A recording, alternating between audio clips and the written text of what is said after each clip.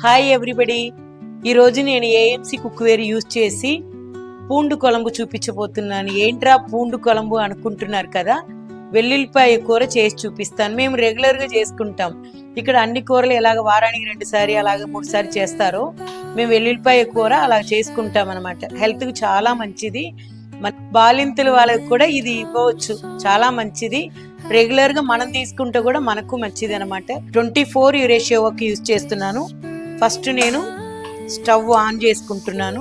మనం ఎప్పుడు కూడా ఫ్రీ హీట్ అనేది బాగా హైలో పెట్టి చేసుకోవాలి అనమాట.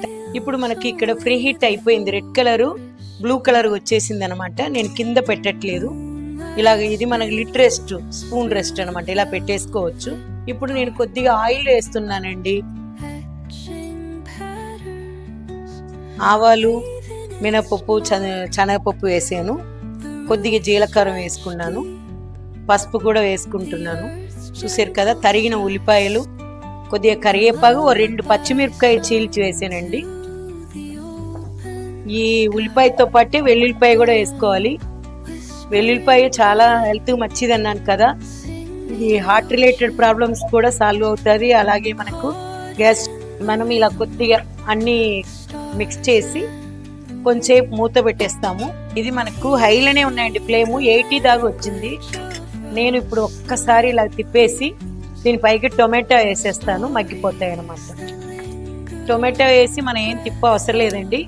ఇలా పైకి వేసి దానిపైకి సాల్ట్ వేసేస్తే ఆ టొమాటో ముక్కలు కూడా ఏమవుతాయంటే మెత్తగా అయిపోతుంది, మనకు గుజ్జులాగా అయిపోతుంది, కనిపించేది అనమాట. నేను ఈ టొమాటో ముక్క పైకి సాల్ట్ వేసేసాను. ఇది మొత్తం మెత్తగా సాఫ్ట్గా అయిపోతుంది. మనకు 90 వచ్చిందండి. నేను ఇప్పుడు ఏం చేస్తున్నాను అంటే చూసారా, ఇది టొమాటో చాలా మెత్తగా అయిపోయింది.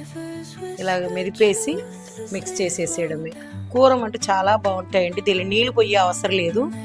కారం వేసుకుంటారు, అలాగే కొద్దిగా జీలకర్ర పౌడర్ వేస్తున్నాను, కొద్ది ధనియా పౌడర్ కూడా వేస్తున్నాను. ఇదే మనకు ఒక 5 మినిట్స్ పెట్టుకుంటే చక్కగా మగ్గిపోతాయండి. నేను బాగా కలిపేసాను, అన్నీ కలిసేనట్టుగా. ఇది దీన్ని ఒక్క 5 మినిట్స్ పెట్టేస్తాం. ఈ పచ్చివాసన అన్ని పొయ్యేదాకా ఉండనేస్తాం. చూసారా, చక్కగా మగ్గిపోయిందండి. మీరేం భయపడవద్దు, ఏఎంసీ బౌల్ ఏమన్నా మాడిపోతుందో ఏమో అని. ఏం అవ్వదు, నీళ్ళు పోయలే కాబట్టి మీకు చెడిపోకన్నా మనం 3-4 డేస్ పెట్టుకుని కూడా తినవచ్చు అనమాట. మీరు కూడా ఇలా చేసి హెల్తీగా తినండి. ప్రతి ఒక్కరు హెల్తీగా ఉండాలని ఆశ అనమాట. మీ రిలేటివ్స్ కూడా చెప్పండి ఏఎంసీ కుక్వేర్ కోసం. ఇంత మంచి ఏఎంసీ కుక్వేర్ కంపెనీ ఇచ్చింది కాబట్టి థ్యాంక్ యూ ఏఎంసీ. మీకు కూడా థ్యాంక్ యూ.